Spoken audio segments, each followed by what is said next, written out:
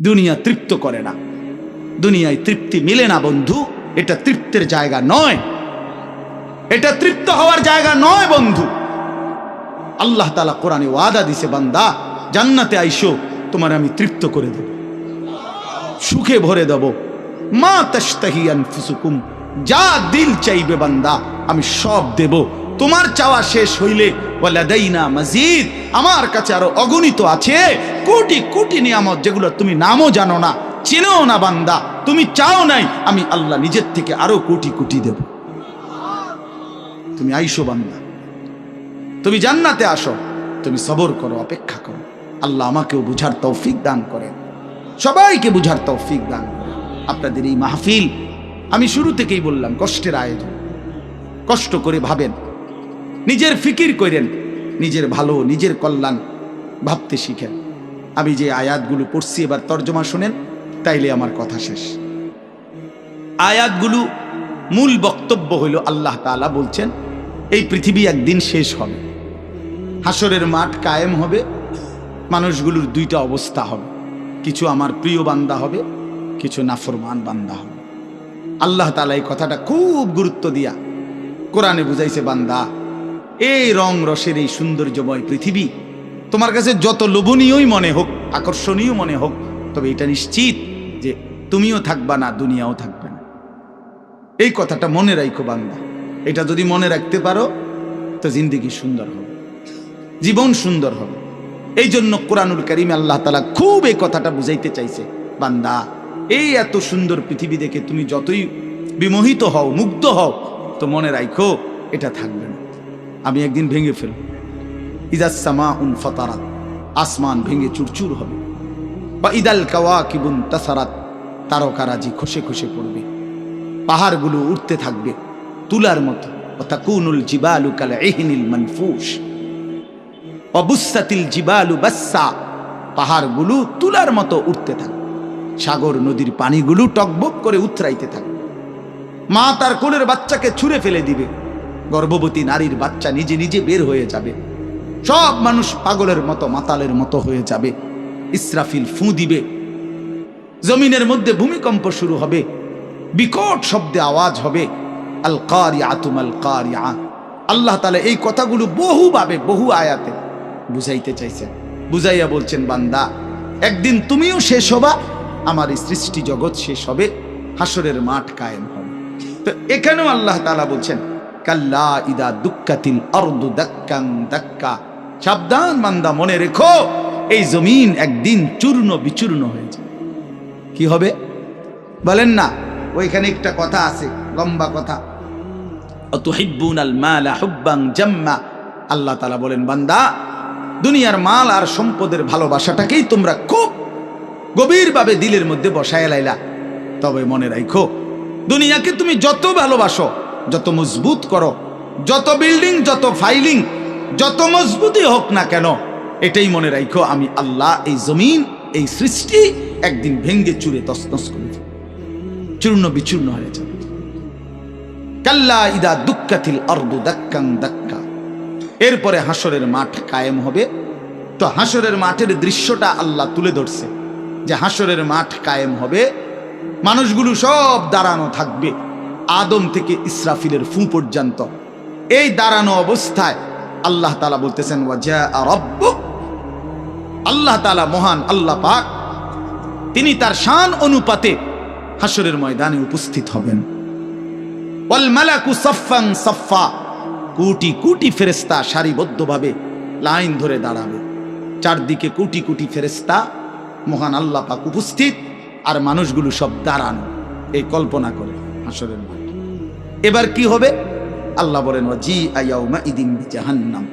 এই অবস্থায় ফেরেশতারা জাহান্নামকে ৭০,০০০ আগুনের শেকল দিয়ে টেনে হাসরের ময়দানে উপস্থিত করবে। মানুষগুলো সচক্ষে জাহান্নামকে দেখবে। জাহান্নাম একটা বিকট তারা আগুনের গর্জন, তীব্র আগুনের যখন একটা গর্জন উঠবে, আল্লাহর কসম নবী বলছে, পুরা হাসরবাসী তখন চিৎকার দিয়া বলবে, ইয়া রব্বি নাফসি নাফসি, আয় মাওলা আমাকে বাঁচান, আমাকে বাঁচান। এই প্রথম হাসরবাসী কথা বলবে, তাফসিরে আছে, হাদিসে। মানে প্রথম চুপচাপ দাঁড়ায় থাকবে, কিন্তু জাহান্নামকে যখন দেখবে, জাহান্নামের চিৎকার যখন শুনবে, তখন পুরা হাসরের ময়দানে চিৎকার উঠবে, ইয়া রব্বি নাফসি নাফসি, আল্লাহ আমাকে বাঁচান। নবী সাল্লাল্লাহু আলাইহি ওয়াসাল্লাম বলেন, আল্লাহ তাআলা ফেরেশতারা যেন দেখাই দিবে ইব্রাহিম আলাইহিস সালামকে, ওই যে আপনার ছেলে ইসমাঈল, তার ব্যাপারে কিছু বলবেন। ইব্রাহিম আলাইহিস সালাম বলবেন, ইয়া রব্বি নাফসি নাফসি, এই মাওলা আমাকে বাঁচান, আমাকে। ওর বিষয়টাও দেখো। ইয়াকুব আলাইহিস সালাম, ওনার ছেলে ইউসুফ আলাইহিস সালাম, এটা সেই ছেলে 40টা বছর দুনিয়াতে যার জন্য উনি কাঁদছিলেন। ফেরেশতারা বলবো, ওই যে ইউসুফকে দেখা যায়, তার ব্যাপারে কিছু বলবেন। ইয়াকুব আলাইহিস সালাম বলবেন, ইয়া রব্বি নাফসি নাফসি, এই মাওলা আমারে বাঁচান, আমার। ওটাও বুঝো। ওয়াজিআ ইয়াউমাইদিন বিজাহান্নাম, জাহান্নামকে হাসরের ময়দানে আনা হবে। বন্ধু, বিষয়টারে তুমি আমি খামখেয়ালি মনে করো না বাপ। হাদিসের মধ্যে আছে, হযরত ইরবাজ ইবনে সারিয়া, রাসূলুল্লাহ সাল্লাল্লাহু আলাইহি ওয়াসাল্লামের একজন সাহাবী, ইরবাজ ওনার নাম। উনি বর্ণনা করছেন যে একদিন রাসূলুল্লাহ সাল্লাল্লাহু আলাইহি সাল্লাম আমাদের মাঝে ওয়াজ করলেন। ওয়াজানা রাসূলুল্লাহ সাল্লাল্লাহু আলাইহি ওয়াসাল্লাম। দুই একজন স্বেচ্ছাসেবক ভাই কাজ করে খেদমত করো, যে বলো যে বসতে। তো আল্লাহ রাসূল সাল্লাল্লাহু আলাইহি সাল্লাম তিনি বলেন যে আমাদেরকে ওয়াজ করলেন। এই ওয়াজ, এই শব্দটা কোরআনের শব্দ, রাসূলুল্লাহ সাল্লাল্লাহু আলাইহি সাল্লামের জন্য ব্যবহৃত শব্দ। ওয়াজ, ওয়াজ এটাই সুন্দর। প্রোগ্রাম, এই আজকেও একজন আমারে একটু আগে, হুজুর এখন কোথায় প্রোগ্রাম? না, কোথাও না। হয়তো আপনি এখন কোথাও কোরআনে ওয়াজ যাবেন না? হ্যাঁ যাবো, ওয়াজে তো আছে আব্দুল্লাহপুর দেবিদ্যা। মানে আমার তো এখন এটা ওয়াজ মাহফিল, এটা প্রোগ্রাম। প্রোগ্রাম কি তা? প্রোগ্রাম আর ওয়াজ সমার্থবোধক শব্দ নয়। ওয়াজের ইংরেজি না প্রোগ্রাম, ওয়াজ ওয়াজি, এটাই। তার মানে প্রোগ্রাম তো যে কোনো অনুষ্ঠানকে বলে, খানা দানা, যে কোনো আড্ডা, এটাও তো একটা প্রোগ্রাম।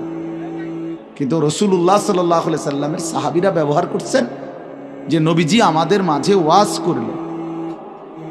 আপনার কাছে এটা পুরান পুরান মনে হইল, এটা হাদিসের শব্দ। ইয়াইজুকুম লাআল্লাকুম তাযাক্কারুন, এই যে কোরআন শরীফ আছে, আল্লাহ বলেন আমি ওয়াজ করতেছি তোমাদেরকে যেন তোমরা আমি আল্লাহর ওয়াজ থেকে উপদেশ গ্রহণ করতে পারো। ইয়াইজুকুম, যে কোনো আলেমকে জিজ্ঞাসা করেন, ইন্নাল্লাহা ইয়া'মুরু বিল আদলি ওয়াল ইহসান ওয়া ইতাই যিল কুরবা ওয়া ইয়ানহা আনিল ফাহশাই ওয়াল মুনকারি ওয়াল বাগি ইয়াইজুকুম লাআল্লাকুম তাযাক্কারুন।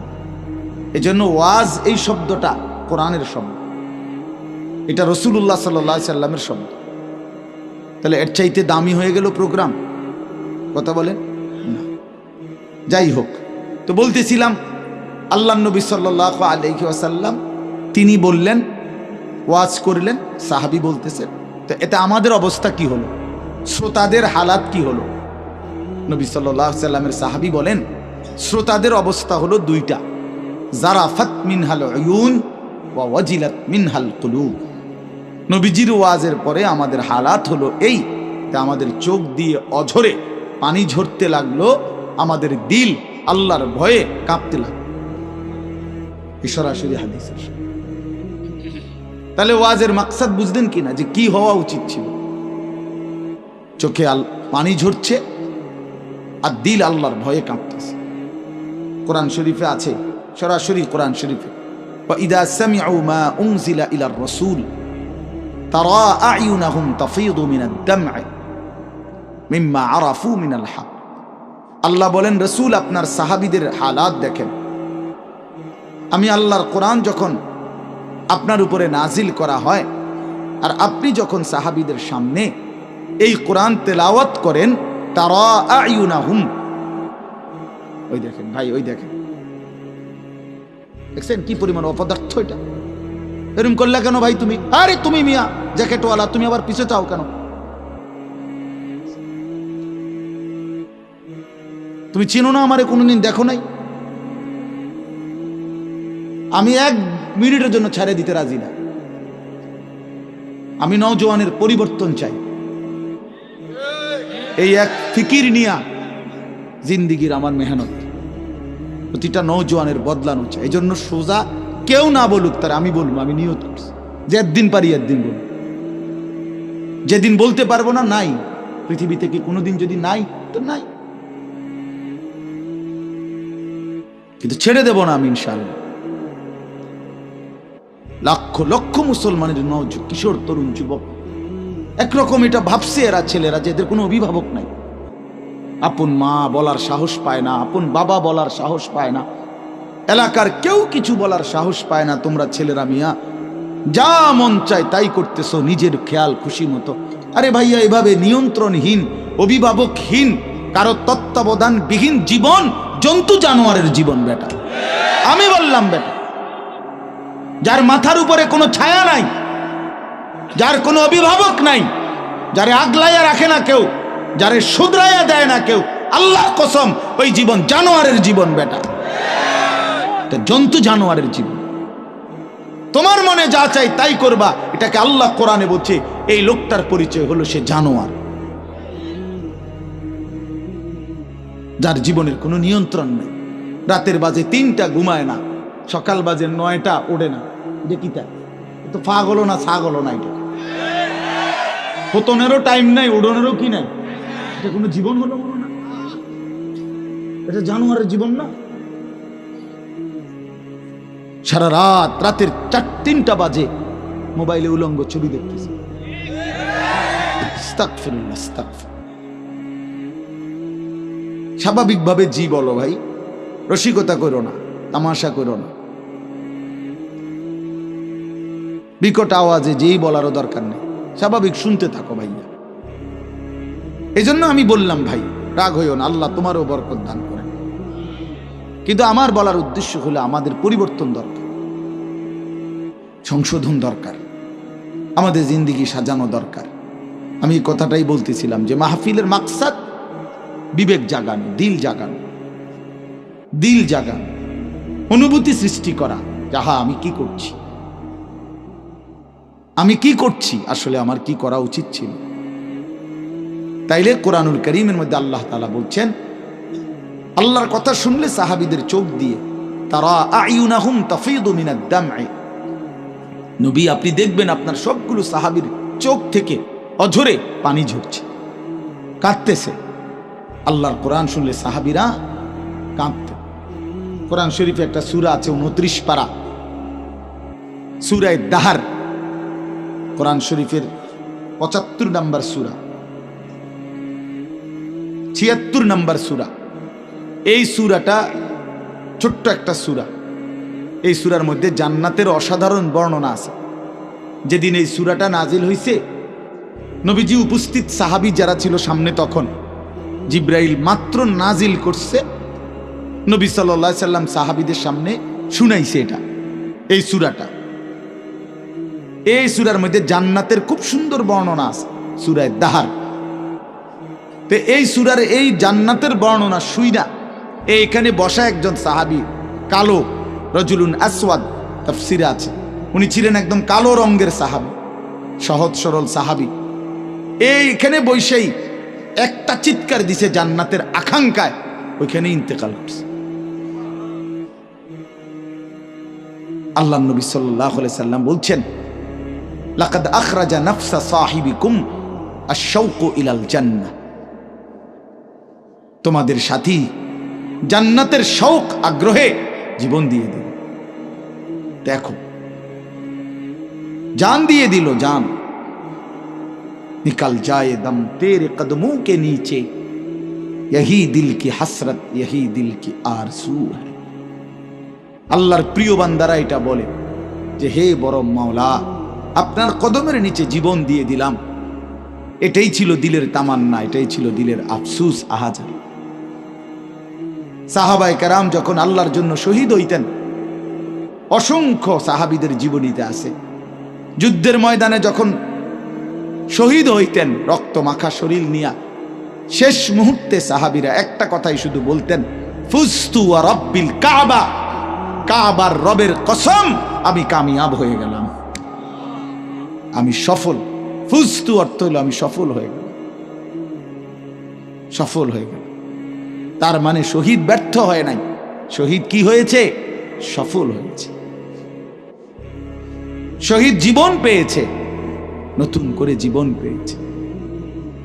এই জন্য আমার ভাই, আল্লাহর জন্য আল্লাহর কথা শুনলে দিলের হালাত এমনই হওয়ার কথা। হাদিসের মধ্যে আছে, হযরত আব্দুল্লাহ ইবনে মাসউদ রাদিয়াল্লাহু তাআলা আনহু তিনি বলছেন যে একদিন নবীজি আমাকে বলছেন কোরআন শরীফ তেলাওয়াত করে শুনাইতে, নবীজিকে শুনাইতে। হযরত আব্দুল্লাহ ইবনে মাসউদ রাদিয়াল্লাহু তাআলা আনহু বলেন, আমি সূরা নিসা, এই সূরার প্রথম 40টি আয়াত একটানা নবীজিকে মাথা নোয়ায়া আদবের সাথে নবীজিকে শুনাইতেছিলাম। 40টা আয়াত পর্যন্ত যখন তেলাওয়াত করলাম, হযরত আব্দুল্লাহ ইবনে মাসউদ বলেন, নবী সাল্লাল্লাহু আলাইহি সাল্লাম তখন বলেন, হাসবুকাল আন, এখন থামো। তো 40 আয়াত পরে যখন আমি থামলাম, হযরত আব্দুল্লাহ ইবনে মাসউদ বলেন, ফালতাফাত্তু ইলাইহি, আমি নবীজির দিকে চোখ তুলে তাকালাম, ফাইদা আইনাহু তাদরিফান, তিনি বলেন, আল্লাহর কসম আমি দেখতে পাইলাম আল্লাহর নবী সাল্লাল্লাহু আলাইহি সাল্লামের দুই চোখ দিয়ে অঝরে পানি ঝরছে। তিনি বহুতক্ষণ ধরে কাঁদতেছেন। তাহলে এই ছিল রাসূলুল্লাহ সাল্লাল্লাহু আলাইহি সাল্লামের হালাত, এই ছিল সাহাবায়ে কেরামের হালাত। আল্লাহর কথা শুনলে নবী নিজেও কাঁদতেন, সাহাবায়ে কেরামও কি করতেন? কাঁদতেন। প্রিয় ভাই আমার, বন্ধু আমার, আমরা মুসলমান। আমি এই কথাটাই শুরু করছিলাম, গাফেল বঞ্চিত হয়, খামখেয়ালি মানুষ, খামখেয়ালি। আর কেন নামাজ পড়ো? পড়ি না, পড়ি না। মসজিদে যাইতে না, ভাল লাগতেছে না, কেরুম লাগতেছে, কি জানি কেরুম জানি লাগতেছে, কেরুম লাগতে এরুম আরি কেরুম, পাগল কোথাকার বেটা, কেরুম লাগতেছে এইটাও কই তারস না, তুই তো একটা অপদার্থ মানুষ বেটা, এটা কোনো কথা হইল? এই জন্য বললাম, মানে আসল কথা হইল গাফেল, খামখেয়ালি।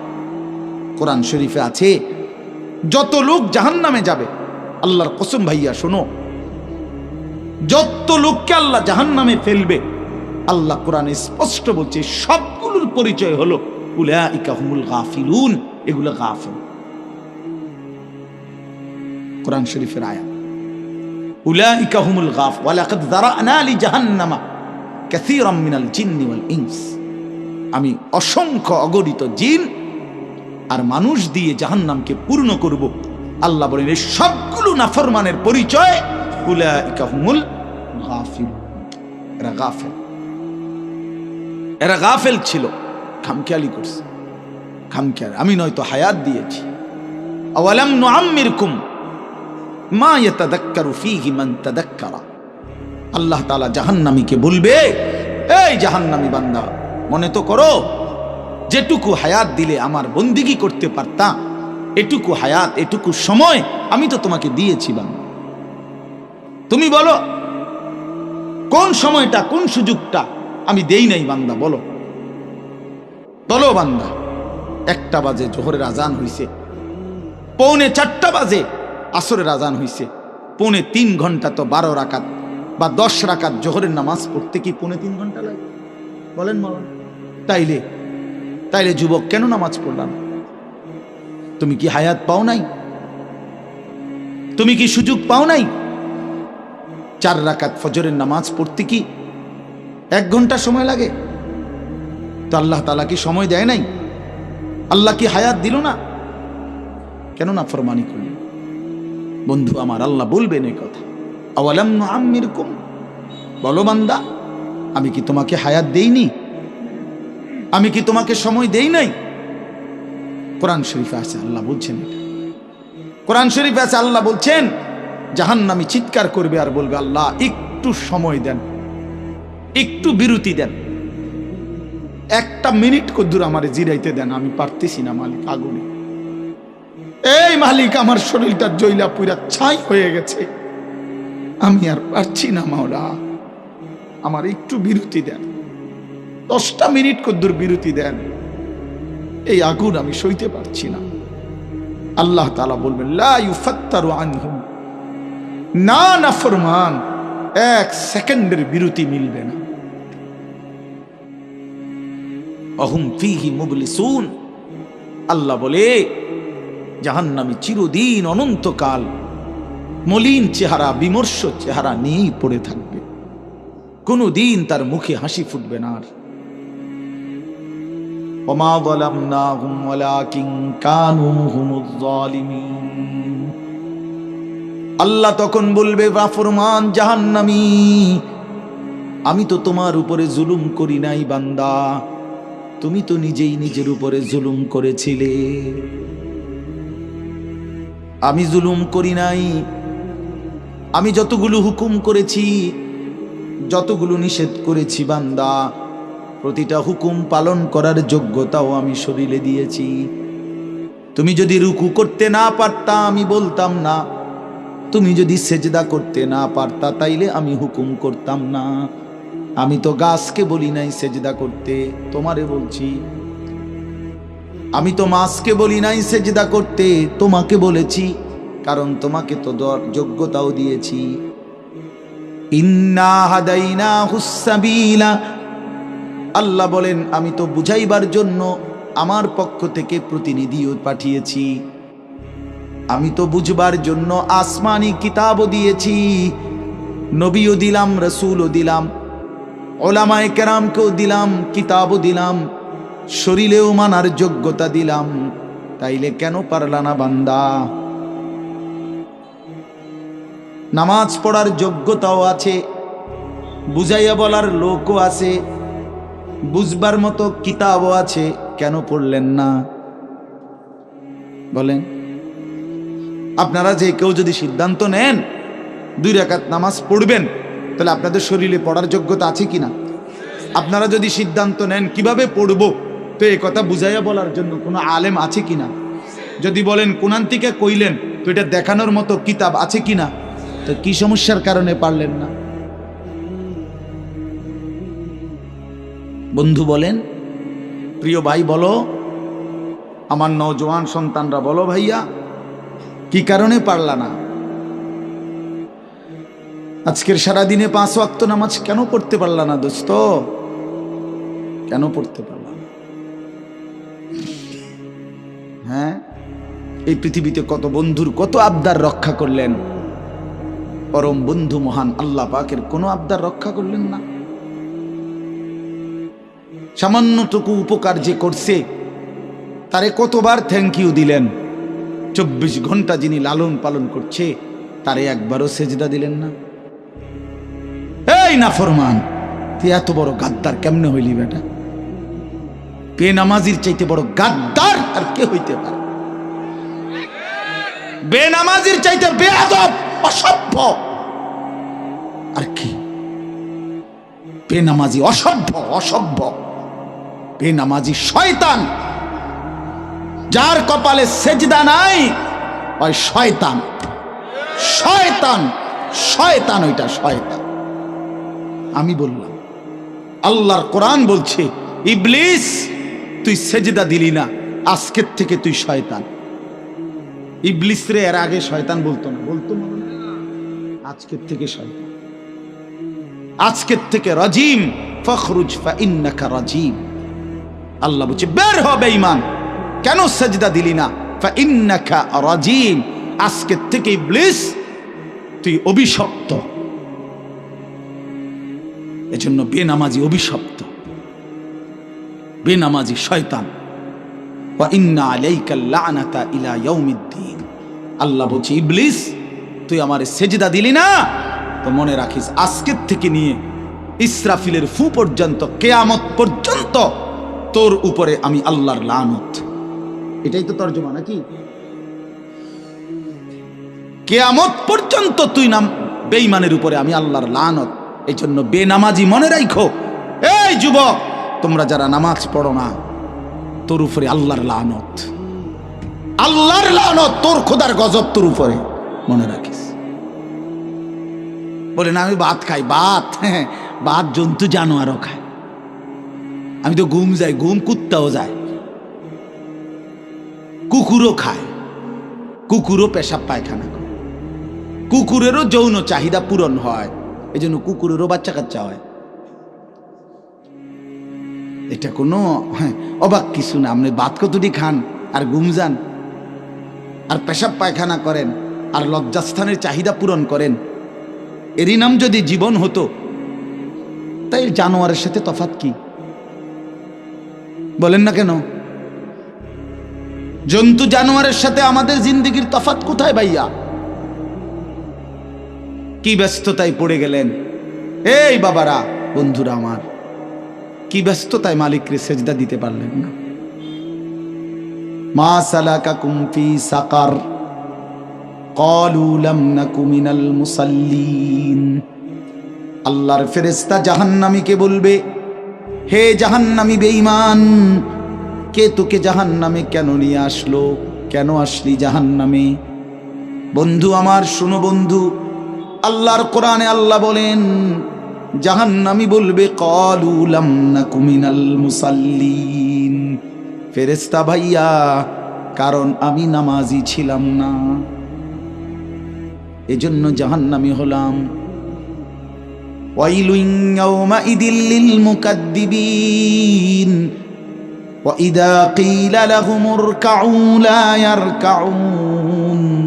বলে সমস্ত মিথ্যাবাদী নাফরমান পাপী, সেদিন মনে রেখো হাসরের ময়দানে তোমাদের জন্য জাহান্নাম। যদি বলেন কেন, আল্লাহ বলেন ওয়া ইযা ক্বিলা লাহুমুর কাউ লা ইয়ারকাউন, বারবার তাকে বলা হয়েছে নামাজের জন্য, রুকু করতে, সেজদা করতে, নাফরমান আমি আল্লাহকে সেজদা করে নাই, নামাজ পড়ে নাই, রুকু করে নাই, এজন্যে। এই সরাসরি কোরআনের আয়াতে আল্লাহ বলেন কাল্লা ইদা বালাগাতিত তারাকি ওয়া কিলা মান রাক ওয়া যান্না আন্নাহুল ফিরাক ওয়ালতাফাতিস সাকু বিস-সাক ইলা রাব্বিকা ইয়াওমাইদিনিল মাসাক ফালা সাদ্দাকা ওয়ালা সাল্লা। আল্লাহ বলেন, আল্লাহর নবীর জবানে নবীজি বুঝাইছেন এই তাফসিরে। নবীজি বলছেন উম্মত, কোন নাফরমান পাপীর জান কবজের সময় মালাকুল মউত আজরাইল তার রুহুটা তার কলিজা থেকে একটা টান দিয়ে ছিঁড়ে ফেলবে। ছিঁড়লেই রুহুটা আইসা কণ্ঠনালীর কাছে আটকায় যাবে, এই গলার কণ্ঠনালীতে। কাল্লা ইদা বালাগাতিত তারাকি, কণ্ঠনালীতে যখন নাফরমানের রুহু আটকায় যাবে, তো আজরাইল ধৈরা টাইনা ছিঁড়া টুকরা টুকরা করে এরপরে এই রুহুটাকে ছিঁড়া ভিড়া বাইর করে। তো কোরআনে আল্লাহ বলছে কেন এমন এমন নির্মম মৃত্যু হলো কেন? তার কলজা ছিঁড়া ফেললো, আজরাইল তার রুহুটা ছিন্ন ভিন্ন করে দিল, এমন করলো কেন? আল্লাহ বলেন কারণ দুইটা, ফালা সাদ্দাকা ওয়ালা সাল্লা, এই নাফরমান আমি আল্লাহরে বিশ্বাস করে নাই এবং নামাজ আদায় করে। কি আদায় করে নাই? ভাত খাও, ভাতে তো দুগা খাও নাকি তা? হ্যাঁ, মোবাইল টিপো আর মানুষের বেডি দেখো, দেখো ভাইয়া দেখো। কুলু ওয়া তামাত্তাউ কালিলান ইন্নাকুম মুজরিমুন। আল্লাহ বলে নাফরমান, অল্প সময়ের দুনিয়া খাও, ভোগ করো, শুধু মনে রেখো তুমি নাফরমান। এখন ভাত খাও, পরে ফিডা হইব। কবরের প্রথম ঘন্টায় আমি বুঝাই দেব আমি মালিক কেমন। কাল্লা সাউফা তা'লামুন আলহাকুমুত তাকাসুর হাত্তা যুরতুমুল মাকাবির কাল্লা সাউফা তা'লামুন। আল্লাহ বলে দুনিয়ায় ডুবে থাকতে থাকতে আমি আল্লাহকে আখিরাতকে ভুলতে ভুলতে দুনিয়া বাড়ানোর নেশা প্রতিযোগিতা বেঈমান তোরে গাফেল বানায় দিল। এরই মধ্যে একদিন তুই কবরে পৌঁছে গেলা, এই কবরে আসলেই তুমি বুঝতে পারবা আমার নাফরমানির শাস্তি কি। আল্লাহ রাসূল সাল্লাল্লাহু আলাইহি ওয়াসাল্লাম বলছেন কবর নাফরমানকে একটা চাপ দিবে, একটি চাপে ডান পাশের মাটি বাম দিকে, বাম দিকের মাটি ডান পাশে, এভাবে আইসা আটকায় যাবে। হাত্তা তাখতালিফা আদলাউহু, নবীজি বলেন ডান পাশের হাড্ডি পাঁজর ভাঙ্গা বাম পাশের গুলো ডান পাশে এইভাবে আঙ্গুল যেভাবে ঢোকে এইভাবে হাড্ডি একটার ভিতরে ঢুকে যাবে। কি মনে করছো দোস্ত, আমার বন্ধু, আমার এটা নিশ্চিত আল্লাহর কথা মিথ্যা হয় না। ১৫০০ বছরে এই কোরআনের প্রতি অক্ষর নিয়া আপনজন দুশ্মন, ইমানদার নাফরমান বেঈমান, হিন্দু বৌদ্ধ ইহুদি খ্রিস্টান নাস্তিক মুরতাদ বুদ্ধিজীবী গবেষক পণ্ডিত দার্শনিক বিজ্ঞানী সবাই কাফের বেঈমানরাও যুগে যুগে এই কোরআনের প্রতিটা অক্ষর নিয়ে পরীক্ষা করছে, পর্যালোচনা করছে, বিশ্লেষণ করছে, কিন্তু একটি নোক্তা অক্ষর ভুল, মিথ্যা, অসত্য, অযৌক্তিক, অবাস্তব, অপ্রাসঙ্গিক আজকের এই মিনিটে প্রমাণ করতে পারে না। যদি সন্দিহান হইতো তত প্রমাণ হয়ে যাইতো যে এই সমস্ত তথ্য উপাত্তের আলোকে প্রমাণিত হলো কোরআনের এই আয়াতটি ভুল। সেটা কোনটা? এমন হইছে? কথা বলে না কেন? বলো জেনারেল শিক্ষিত ছেলেরা, তোমরা বলো ভাইয়া, পদার্থবিজ্ঞান জীববিজ্ঞানের কোন তথ্যের আলোকে কোরআনের কোন তথ্য ভুল? রসায়ন বিজ্ঞান উদ্ভিদ বিজ্ঞান সহ যাবতীয় বিজ্ঞানের কোন সূত্র মতে কোরআনের কোন শব্দ ভুল হয়েছে, কোন তথ্য ভুল হয়েছে? হয়েছে বাবা। তো তাইলে কবর ভুল হবে কেন? আখেরাত ভুল হবে কেন? জান্নাত ভুল হবে কেন? হাসরের মাঠ ভুল হবে কেন? ইসরাফিলের ফু মিথ্যা হবে কেন? এই পৃথিবী যে ধ্বংস হবে এই কথা মিথ্যা হবে কেন? মিথ্যা হবে কেন? যদি মিথ্যা হতোই তো আল্লাহ তাআলার দুনিয়াবি কথাগুলো তো ভুল হইতো, সেগুলো তো ভুল হয় না। নবী সাল্লাল্লাহু আলাইহি সাল্লামের 1450 বছরে আমাদের নবী সাল্লাল্লাহু আলাইহি সাল্লামকে নিয়ে শুধু মুসলমানরাই গবেষণা করে নাকি? কাফের বেঈমান আমাদের চাইতে বেশি করে, আমাদের চাইতে বেশি গবেষণা করে নবীজিকে নিয়ে, কিন্তু আপনজন দুশ্মন সবার গবেষণায় মুহাম্মদ আরবি সাল্লাল্লাহু আলাইহি সাল্লাম তিনি সর্বশ্রেষ্ঠ। বন্ধু পরীক্ষা করলেও তিনি শ্রেষ্ঠ, দুশ্মন পরীক্ষা করলেও তিনি শ্রেষ্ঠ। বাহ! হ্যাঁ, তিনি সবার পরীক্ষায়। রাসূলুল্লাহ সাল্লাল্লাহু আলাইহি সাল্লামের প্রতিটা আচরণ, উচ্চারণ, চলাফেরা, কথাবার্তা, কাপড়, লেবাস, পোশাক, হাঁটা চলা, খানা, খাদ্য, পেশাব, পায়খানা, আহার, নিদ্রা, 24 ঘন্টার প্রতিটা নড়াচড়া পৃথিবীর সর্বোচ্চ শ্রেষ্ঠ মডেল, সবচেয়ে সুন্দর, সবচেয়ে সুন্দর।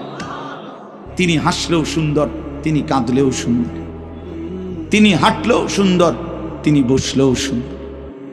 এজন্য প্রিয় ভাই আমার, বন্ধু আমার, বেনামাজি হয়েও না বাপ।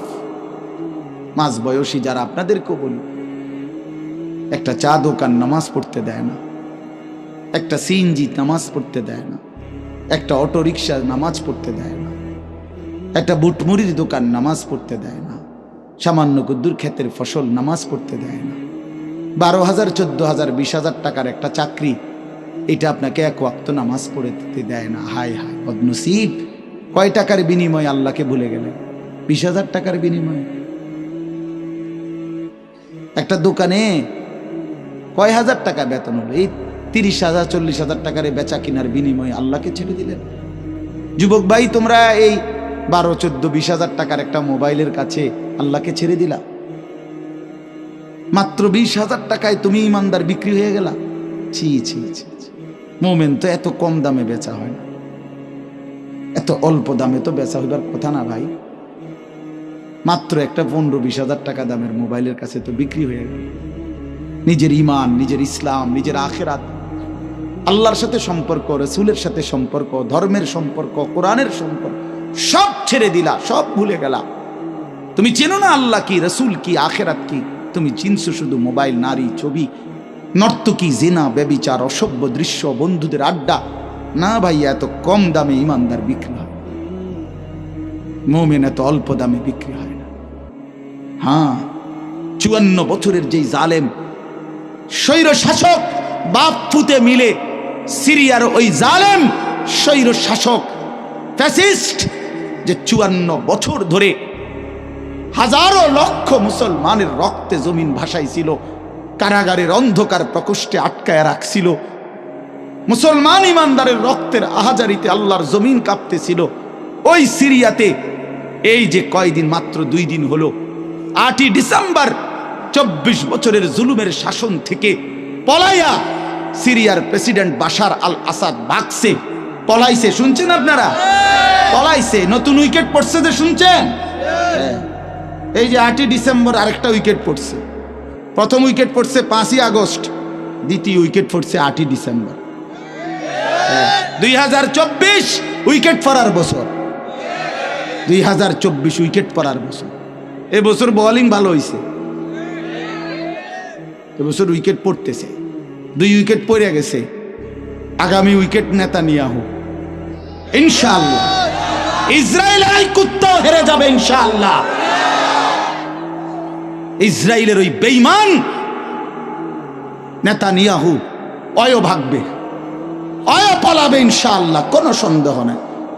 ফিলিস্তিনের বিজয় হবে ইনশাআল্লাহ, ফিলিস্তিনের বিজয়। আর ওই যে 130 কোটির ধমক দেখায় যে বেটা, ওই মোদি, ওরাও হেরে যাবে ইনশাআল্লাহ, ওরাও হেরে যাবে। ওখান থেকে আলুর ধমক দে, আলু, পেঁয়াজ। বেটা মন্ডা কয় 8টা গিয়ে কন্যাই কথা কস বেটা, পেঁয়াজের ধমক দেশ বেটা। হ্যাঁ, পেঁয়াজ, আমগো পেঁয়াজ বন্ধ করে দিবে, আমরা আলু বন্ধ করে দিবে। হেঁটে ইন্ডিয়া থেকে আমগো আলু বন্ধ, পেঁয়াজ বন্ধ। পেঁয়াজ তার আব্বার। হ্যাঁ, পেঁয়াজ কি মোদির আব্বার? বলো যুবক, তার বাপের পেঁয়াজ বেটা। তো তাইলে তুই বন্ধ করবি কি বেটা? তোদের পেঁয়াজ বন্ধ করবি কেন? তোদেরকে পেঁয়াজ, রসুন, আদা, চাল, ডাল, ভাত, মাছ খাওয়াই যিনি, 24 ঘন্টা তোদেরকে বাঁচায় রাখছে যিনি, তিনি তো আমার আল্লাহ বেটা, আমার আল্লাহ, আমার আল্লাহ। ওই বেঈমান, তোর কি বেঈমান? তুই তো মূর্তি ছাড়া তোর কিচ্ছু নাই বেটা। ওই মালিক তো আমার মালিক, আমি ওই মালিকের সেজদা করি। আমার মালিক তোকে খাওয়ায় বেটা। আল্লাহ রিজিক দেয় ওদেরকে, ওরা আম করে ধমক দেয়, ওরা আমাদেরকে ধমক দেয়। যত ধমকই দাও, মনে রাখো যুবক, তোমাদের কাছেও বলি, এই ইসলাম আমাদের কাছে আমানত। আমরা সাফ কথা, 110 কোটি 130 কোটি বেঈমান আমরা ভয় পাই না। আমরা কোনো সংখ্যা গণি না, ওদেরকে আমরা গণা তো ধরি না। আমাদের একজন, আমাদের শুধু একজন, আগেও একজন, এখনো একজন, আগামী দিনেও একজন, তিনি আল্লাহ। বলো ভাই কে? আর তিনি আকবার, তিনি সবচেয়ে বড়, সবচেয়ে বড়, তিনি বড়, একজনই বড় আমাদের, আল্লাহু আকবার। বলো ভাই, সবাই বলো, জোরসে বলো ভাই, আল্লাহু আকবার, আল্লাহু আকবার, আল্লাহু আকবার। বলো বলো, আওয়াজ করে বলো, বলো বলো। বেঈমান শুনুক, কাঁটা তারের বেড়ার থেকে শুনুক বেঈমান। বড় স্লোগান দাও, আল্লাহ বড়, আল্লাহু আকবার, আল্লাহু আকবার, আল্লাহু আকবার। আল্লাহই বড়, আল্লাহই বড়, আল্লাহই বড়। 110 কোটিকে আমরা হিসাব করি না।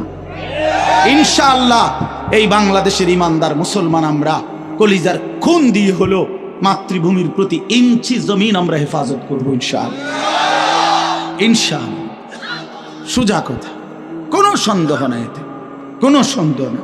আমার মতো 2, 4, 10, 50 হাজারের রক্তে জমিন হয়তো ভাসবে, কিন্তু এদেশেও ইনশাআল্লাহ কালেমার পতাকা উঠবে ইনশাআল্লাহ। হ্যাঁ, এদেশে হিন্দু থাকবে, কোনো অসুবিধা নাই। আমরা কোনো সময় আমরা তাদের উপরে জুলুম করি নাই, কিন্তু জবাই যুবক মনে রাখো, এ কথার উপরে প্রতিবাদ করতেই হবে যে ইসকনের গুন্ডারা, সন্ত্রাসীরা এই দেশে থাকতে পারবে না। ইসকন সন্ত্রাসী, ইসকন গুন্ডা, গুন্ডা, হিন্দু গুন্ডা, হিন্দু সন্ত্রাসী। অতএব ইসকনের অন্তর্ভুক্ত কোন হিন্দু সন্ত্রাসী গুন্ডা এদেশে থাকতে পারবে না। এদেশে সাধারণ হিন্দুরা থাকুক, কোনো আপত্তি নেই। আমরা কোনোদিন তাদের উপরে কোনো জুলুম করি নাই, কেউ করে নাই, কেউ করে নাই, কেউ করে নাই। 5ই আগস্টের পরে ওদের মন্দির আমাদের মুসলমানের সন্তানরা পাহারা দিছে, আর বিনিময়ে তার প্রতিদানে বেঈমান আমাদের মুসলমান শহীদ অ্যাডভোকেট সাইফুল ইসলাম আলিফকে জবাই করে দিয়েছে। এই ছিল বিনিময়, এই ছিল প্রতিদান। তোমরা যুবক ফিরে আসো ভাইয়া, আগামীর সম্ভাবনা ভাই আমার, এটা মনে রাখো ভাইয়া, আগামীর সম্ভাবনা নিশ্চিত ইসলামের। সারা বাংলাদেশ হিসাব ধরো না, সারা পৃথিবী মিলাইয়া ধরো। বাংলাদেশ সারা পৃথিবী সহ ভাবো, সারা পৃথিবীতে ইনশাআল্লাহ মজলুমের বিজয়, সারা পৃথিবীতে ইমানদারের বিজয় হচ্ছে এবং হবে ইনশাআল্লাহ, হবে। আগামীর সময়টা মাহাদি এবং দাজ্জালের লড়াই হবে ইনশাআল্লাহ। ঈমান এবং কুফরের জিহাদ হবে ইনশাআল্লাহ। সেই জিহাদে, সেই যুদ্ধে ইসলামের জন্য জান বাজি রাখতে নওজোয়ান রেডি থাকতে হবে ইনশাআল্লাহ। আল্লাহ তাআলা প্রতিটা যুবককে কবুল করে নেন। মোবাইলের ওই আড্ডা, নারীর আড্ডা, জুয়ার আড্ডা বন্ধু, সুখ আসবে না। আমি অনুরোধ করলাম, কতজন নারী দরকার তোমার? সারা দিন রাত নাচ গান ছবি, এই উলঙ্গ দৃশ্য বন্ধু সুখ দেয় না। মদের আড্ডা, জুয়ার আড্ডায় সুখ হয় না, সুখ হয় না ভাই আমার। কোনো হারামখোর সুখে নাই। একটা সুদখোর, ঘুষখোর, বাটপার এই ওজনে কম দেয়, ধোকাবাজি করে, প্রতারণা করে, হারাম রোজগার করে, একটা হারামখোর সুখে নাই। আমি চ্যালেঞ্জ করলাম, একটা সুদখোর, কিস্তিখোর, হারামখোর সুখে নাই। একটা নেশাখোর জুয়ারি সুখে নাই, সুখে নাই। বেপর্দা নারী একটাও সুখে নাই, একটাও না, একটাও।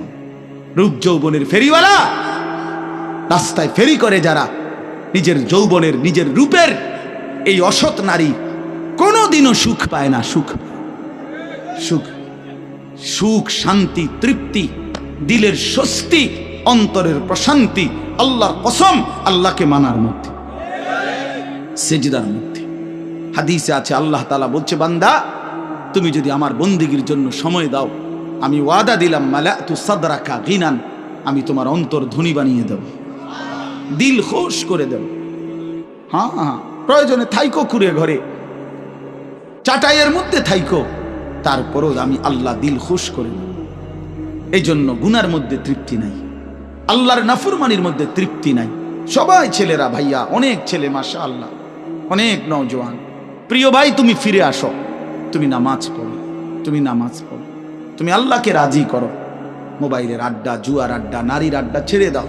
যে চাহিদা আল্লাহ দিছেন, আমি প্রতিদিন বলি ভাই, এই বলতে বলতে ক্লান্ত হয়ে গেছে। যে চাহিদা আল্লাহ দিছেন, সে চাহিদা পূরণের ব্যবস্থাও আল্লাহ রাখছেন। তৃষ্ণা যিনি দিছেন, পানি তিনিই দিছেন। যিনি ক্ষুধা, খাবারের চাহিদা দিয়েছেন, তিনি হালাল খাবারের ব্যবস্থাও রাখছেন। ঠিক লজ্জাস্থানের যে চাহিদা, এটা আল্লাহ তাআলাই দিয়েছেন, সেটা পূরণের জন্য হালাল স্ত্রী আল্লাহই ব্যবস্থা রাখছেন। তুমি ওয়েট করো, অপেক্ষা, কুত্তার মতো হইও না। সারাদিন বেডি, নারী, ছবি, না, এটা তো জানোয়ারের স্বভাব। মাথালুহু কামাথালিল কালব ইন তাহমিল আলাইহি ইয়ালহাস আও তাতরুকহু ইয়ালহাস। আল্লাহ বলছেন নাফরমান কুত্তার মতো। সরাসরি কোরআন শরীফের আয়াত। রাগ করার সিস্টেম, রাগ করে যাবেন কার লগে রাগ করবেন? হ্যাঁ, হুজুর এত বড় কথা না, হুজুর এত বড় কথা কইছে না, আল্লাহ বলছে, সহ্য হয়নি আপনার। কার লগে রাগ করবেন আপনি? আল্লাহ বলছে ফামাসালুহু কামাসালিল কালব, নাফরমান কুত্তার মতো। কালব অর্থ কি? কুকুর। ইন তাহমিল আলাইহি ইয়ালহাস আও তাতরুকহু ইয়ালহাস, মানে কি?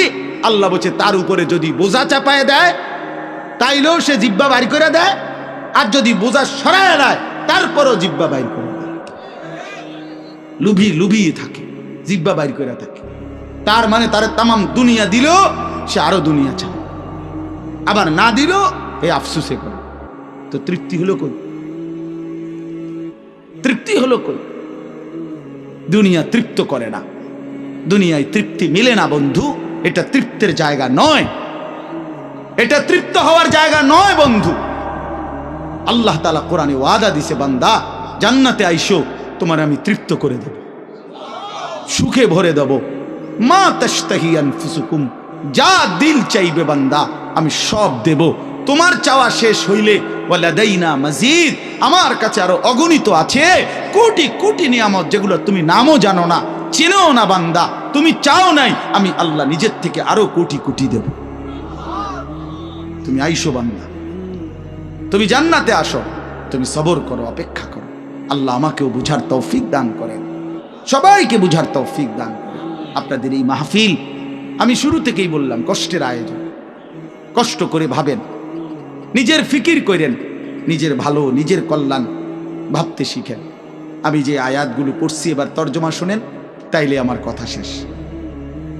আয়াতগুলো মূল বক্তব্য হইল আল্লাহ তাআলা বলছেন এই পৃথিবী একদিন শেষ হবে, হাসরের মাঠ কায়েম হবে, মানুষগুলোর দুইটা অবস্থা হবে, কিছু আমার প্রিয় বান্দা হবে, কিছু নাফরমান বান্দা হবে।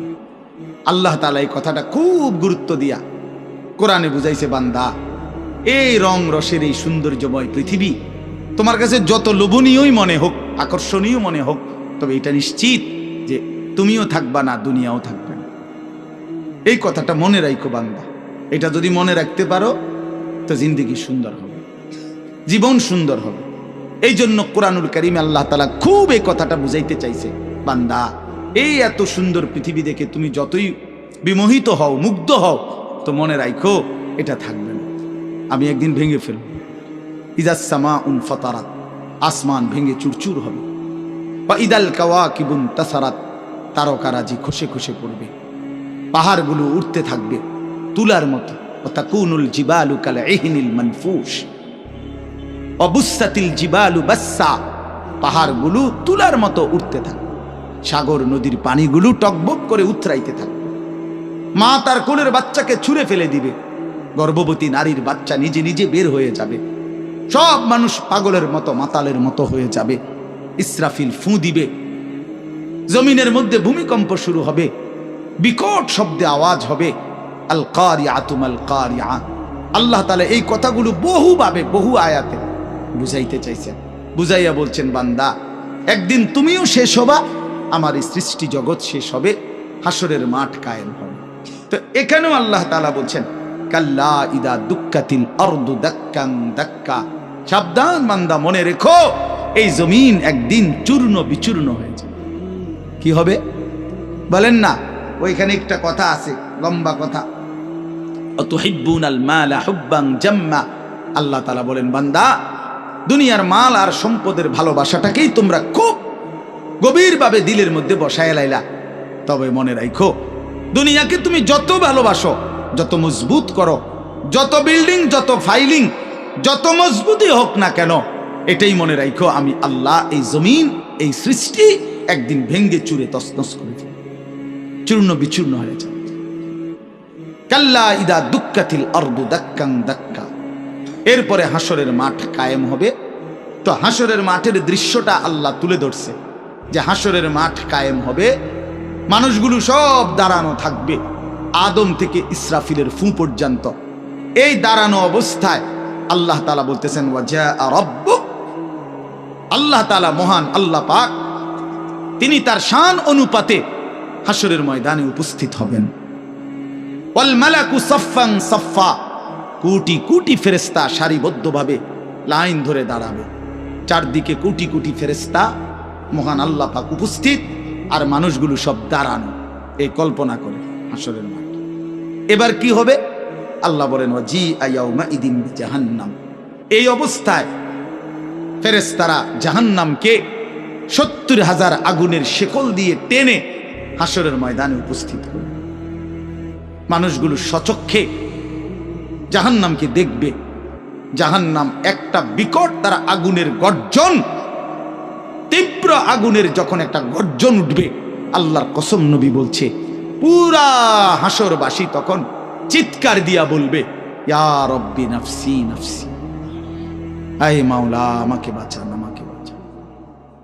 এই প্রথম হাসরবাসী কথা বলবে, তাফসিরে আছে, হাদিসে, মানে প্রথম চুপচাপ দাঁড়ায় থাকবে, কিন্তু জাহান্নামকে যখন দেখবে, জাহান্নামের চিৎকার যখন শুনবে, তখন পুরা হাসরের ময়দানে চিৎকার উঠবে, ইয়া রব্বি নাফসি নাফসি, আল্লাহ আমাকে বাঁচান।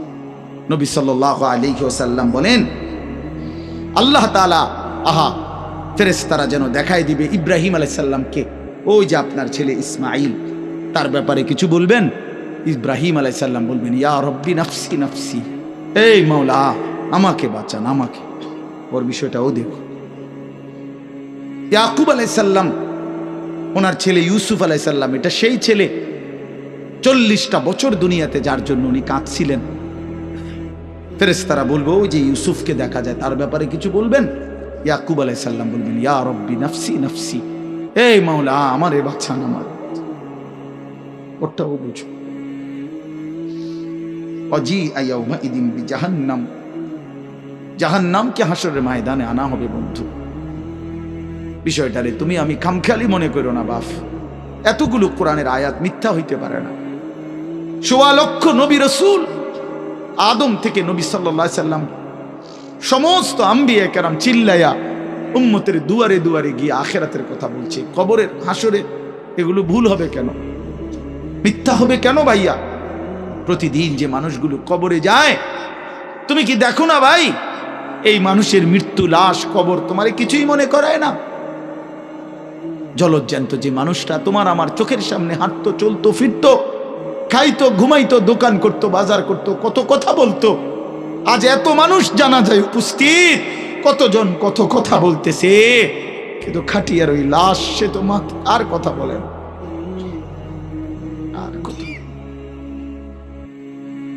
আর কথা বলে না। আমি তো আমার বাবার লাশ দেখছি, আমার বাপ সারা জীবন দেখতাম, আব্বারে দেখছি আমি বুঝাওয়ার পরে সারাক্ষণ বলতো আমার সময় নাই, সময় নাই। আমার মসজিদ, আমার স্কুল, যে বাবারে দেখতাম ফজরের পর থেকে রাত 11 তো দৌড়াইতেন, শুধু ব্যস্ত ছিল, সেই বাপ একদিন স্তব্ধ হয়ে গেছে। মৃত্যু বাবাকে একদিন থামায় দিছে বন্ধু। আমার মামির জানাজা পড়ছি আমি 2-3 দিন আগে, আমার জ্যাঠার জানাজা পড়ছি আমি কয়দিন আগে। আমার চোখে দেখা সেই জ্যাঠা, আমার মামা, আমার মামি, ওরা আজকে কোথায় চলে গেল? তুমি কি কোনো লাশ দেখো নাই? কেমনে এত লম্বা সময় নামাজ না পড়া থাকে ভাইয়া? 365 দিনে, খোদার একটা বছরে। এই যুবক, আমি যদি তোর জন্য কাঁদতে পারতাম, 1 বছর কোনো দিন যুবক, কোনো দিন ফজরের নামাজ পড়লা না, হায় হায় মুসলমানের বাচ্চা, এত বড় বেঈমান কেমনে হইলা, কেমনে হইলা ভাইয়া?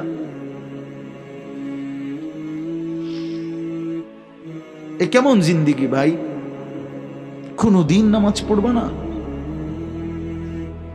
একজন মুসলমান 30 বছর মিথ্যা বলে, হোসেন ভাই, একজন মুসলমান 30 বছর সুদ খায়। ওফো, এটা কেমন ভাইয়া? ইনসাফের সাথে বলে, ইনসাফের সাথে বলে। হা ওয়াজিআ ইয়াওমাইদিন বিজাহান্নাম ইয়াওমাইদিন ইয়াতাযাক্কারুল ইনসানু ওয়া আন্না লাহুদ যিকরা। রব্বুল আলামিন বলেন, নাফরমান জাহান্নামের দিকে তাকিয়ে তার পুরা জিন্দেগীর সব কথা মনে পড়বে।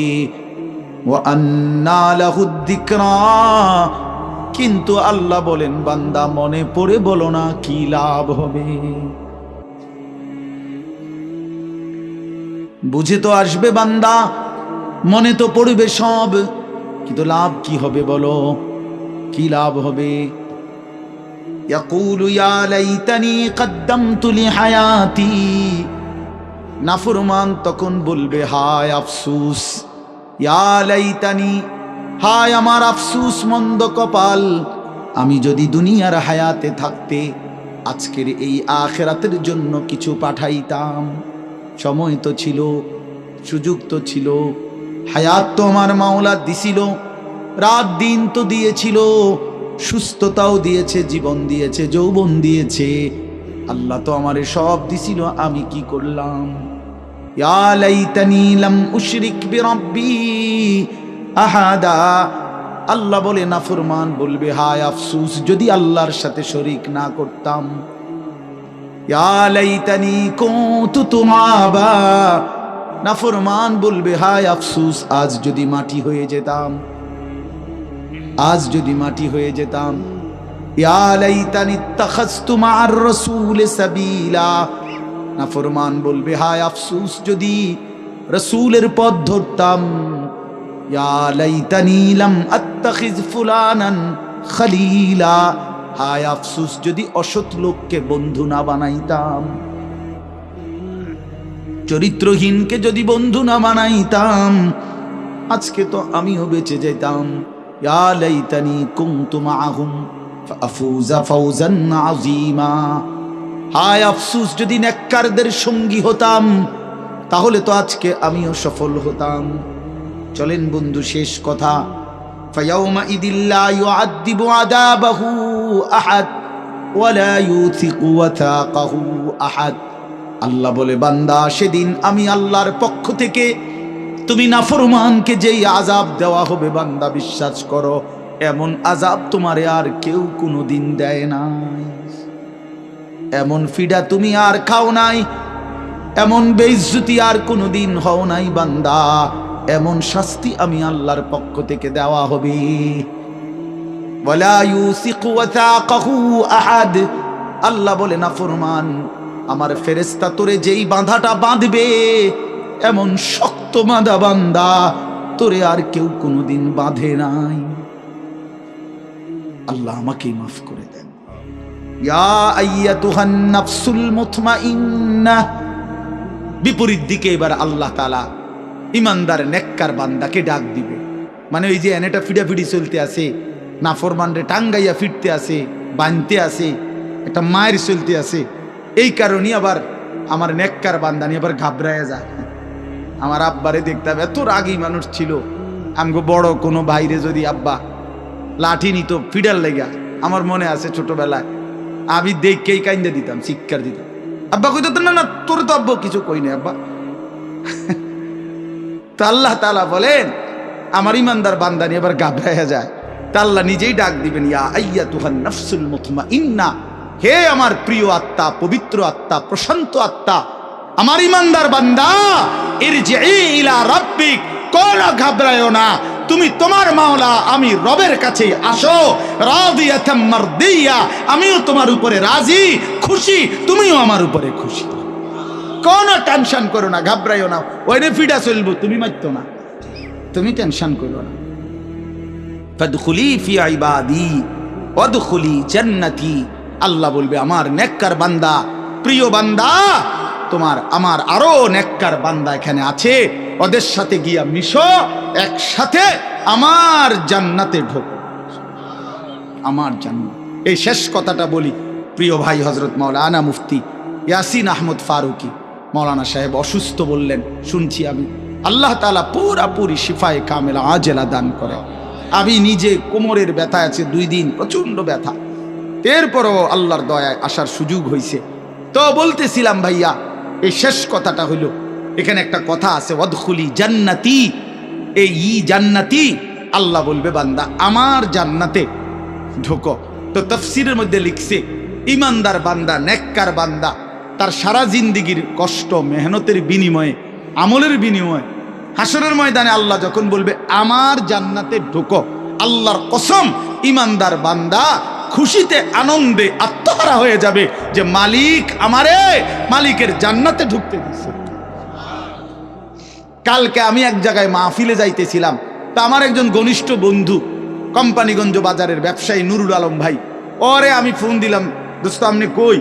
কয় আমি তো যাওয়ার জন্য রেডি হয়েছি। আমি বলছি না না, আপনি আমার গাড়িতে যাবেন, আপনি আমার গাড়িতে যাবেন। তো এই কথা বলাতে সে খুশিতে আনন্দে, আর বলেন কি হুজুর আমার আপনার গাড়িতে নিবেন? আমি হ্যাঁ আমার গাড়িতে আপনি যাই, এই কথা বলাতেই খুশি হয়ে গেছে। তো রব্বুল আলামিন যখন বলবে বান্দা তুমি জান্নাতি, আমার জান্নাতে ঢোকো, বান্দা বলবে মালিক আমি সব পাইয়া লাইছি, আমি সব পাইয়া লাইছি। এই জন্য ইনশাআল্লাহ কেউ না উঠি, ছেলেরা ভাইয়া তোমরা উঠো না বাপ, দয়া করে সবাই মেহেরবানি করে আমাদের প্রিয় ভাই হযরত মাওলানা মুফতি ইয়াসিন আহমদ ফারুকি দামাত বারাকাতুহুমুল আলিয়া, তার জবান থেকে নসিহত শুনে দোয়া করে এরপরে আমরা যাওয়ার চেষ্টা করো। আল্লাহ তাআলা সবাইকে ভালো করেন, প্রত্যেকেই নামাজের ফিকির করি, 5 ওয়াক্ত নামাজ পড়লে ইনশাআল্লাহ জিন্দেগি সুন্দর হবে। মোবাইলের আসক্ত যুবক ছেড়ে দাও, নারীর আসক্তি ছেড়ে দাও, যেটুকু প্রয়োজন মোবাইল ওটুকু প্রয়োজনীয় হালাল কাজে ব্যবহার করো, কোনো মানা নাই বন্ধু, কিন্তু হারামের কাজে গুনাহের কাজে জিন্দেগিটা নষ্ট করো না বন্ধু। দুনিয়াও আফসোস হবে, আখিরাতেও আফসোস হবে। আল্লাহ তাআলা আমাদের প্রতিটা সন্তানকে কবুল করেন। প্রিয় ভাই, তোমরা বসো ভাইয়া, যে কতক্ষণই শুনো, বসো না ভাই। এই নওজোয়ান ভাই বসো, চাই আর এসে এমনি ব্যাটকায় মানে কারে কয় বুঝে।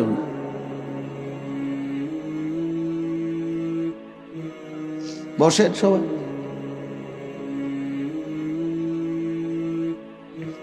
আল্লাহর কথা বসে শুনতে হয়, আল্লাহর কথা জুতা খুলে শুনতে হয়, আল্লাহর কথা আদবের সাথে শুনতে হয়, আল্লাহর কথা সর্বোচ্চ মনোযোগ দিয়ে শুনতে হয়, তাইলে জিন্দেগি বদলায়। কোনো গাফেল আল্লাহর কোরআন থেকে লাভবান হইতে পারে না।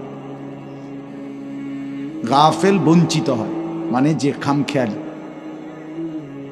এজন্য প্রিয় ভাই, এটা জরুরি বিষয়। একজনও বুট খাইও না, বুটও খাইবা আল্লাহর কথাও শুনবা, ফায়দা হবে না ভাই।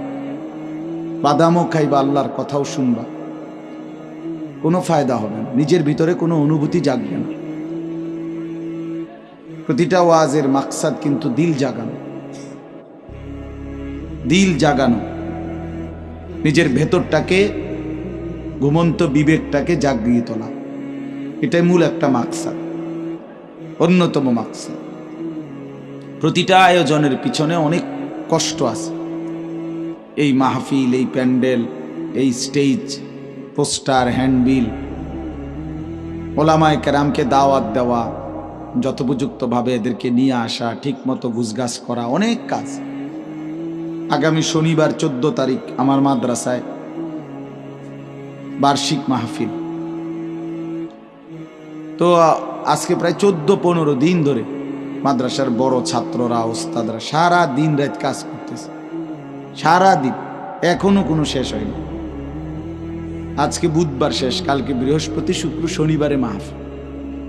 তো বাস্তবতা হলো আসলে অনেক কাজ, অনেক কিছুই করতে হয় একটা মাহফিলের জন্য। তো এই সবটা আয়োজন ভাইয়া 10 টাকা, 5 টাকা, কারো কাছ থেকে 100 টাকা, এরকম কষ্ট করেই একটা মাহফিলের ফান্ড একসাথ করা হয়। কেউ তো আর একসাথে দিয়ে দিছে না বলে যে যাও আমি সব দিয়ে দিলাম। তাইলে এই সবটা কষ্টের আয়োজন বুঝি এই 10 টাকার বুটের জন্য শেষ হয়ে যাবে, এটা কথা হলো। 30 টাকার চটপটি, 20 টাকার বাদাম, এইটুকু খাইতে খাইতে সময়টা আমরা শেষ করে দিলাম। এটা ভাইয়া ইনসাফ হইতে পারে না। এতটা কষ্টের আয়োজনের মধ্যে এই সামান্য বুট, বাদাম, চটপটি, বেলুন, ফটকা, এতটুকু দিয়ে এত কষ্টের ইন্তজাম নষ্ট করে দেওয়া, এটা জুলুম ছাড়ার কিছু, অন্যায়, এটা অন্যায়। কোরআনুল কারীমের মধ্যে আছে, আল্লাহ তাআলা বলেন, কুল মা ইনদাল্লাহি খায়রুম মিনাল লাহবি ওয়া মিনাত তিজারা। হে নবী, আপনি বলেন যে হে আল্লাহর বান্দারা, তোমাদের জন্য আল্লাহর কাছে যা আছে তা তোমাদের এই তামাশা দুনিয়ার এবং ব্যবসা, আয় উপার্জন, এর চাইতে অনেক উত্তম, অনেক উত্তম। 3 ঘন্টায় বেচা কিনায় যা লাভ, একটি সিজদায় তার চাইতে কোটি কোটি গুণ বেশি লাভ। তোমার সারা দিনের বেচা কেনায় যা মুনাফা, আল্লাহকে একবার ডাকার মধ্যে তার চাইতে কোটি গুণ বেশি মুনাফা। এই জন্য এটা বহুত কথা বলো না। এই ভাই, 2টা চাটাই বিছাইতে গেলে এতগুলো কথা বলো কেন?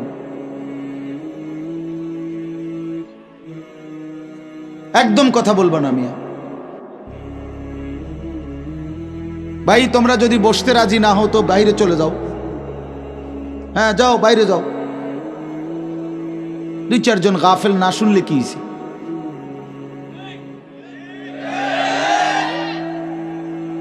ভিতরে বসতে হবে, সাফ কথা। যার দরকার বসবে না সে বাহিরে ঘুরুক, অসুবিধা। বাহিরে বুট আছে, বাদাম আছে, চটপটি আছে, বন আছে, চা আছে, ভিজাই খাইব চা দিয়ে। ফালতু। এই জন্য ভাই এটা জরুরি, আমি এ ব্যাপারে শক্ত। আল্লাহর কথা দিল দিয়ে শুনতে হয়, আল্লাহর কথা মনোযোগ দিয়ে শুনতে হয়। যাদের হাতে মোবাইল, আমার অনুরোধ ভাইয়া, এই হাতে ধরা মোবাইলগুলো নামায় ফেলো, ভালো হবে। আমি অনুরোধ করলাম, এটা ভালো হবে। আল্লাহর কথা আমাদের চোখের দিকে তাকাইয়া শুনলে এতে ফায়দা বেশি হবে। এই মোবাইল ধরে রাখলে জেহান ইন্তেশার হয়, মানে দিল বিক্ষিপ্ত হয়, অন্তরের মধ্যে থাকে যে মোবাইলে উঠতেছে কিনা, তো মনোযোগটা থাকে মোবাইলের দিকে। মোবাইলে তো উঠছে কিন্তু আমার নিজের জন্য কিছু হলো না, তো কি ফায়দা হলো ভাই? মোবাইলে ওয়াজের কোনো অভাব নেই, আমাদের এক এক বক্তার ওয়াজ হাজার হাজার, সব বক্তাদের ওয়াজে আছে, মোবাইলে আছে না, অজস্র অগণিত। পৃথিবীতে একটা শুই পড়লো ওগুলো মোবাইলে উঠায় ফেলে। তো কাজেই এটা কোনো আশ্চর্য কিছু না। 1 কোটি ওয়াজও যদি কারো মোবাইলে থাকে, এটা আখেরাতের মুক্তির জন্য, পরকালের জন্য ন্যূনতম কোনো ফায়দা আনবে না। দেখার বিষয় হলো নিজের মধ্যে কি আমি কিছু নিলাম কিনা। আমি এই জন্য বললাম যে মাকসাদ নিজের ভিতরে বিবেক জাগানো, দিল জাগানো। এটাই যদি না হয় তো মানুষ জমছে ঠিক আছে, বক্তাও আসছে, মাহফিলও হইছে, কিন্তু সবাই সবার মতো যার যার মতোই আসছে আর গেছে, তাইলে কোনো লাভ হলো না। যা আয়োজনই হলো কতগুলো টাকাই খরচ হলো।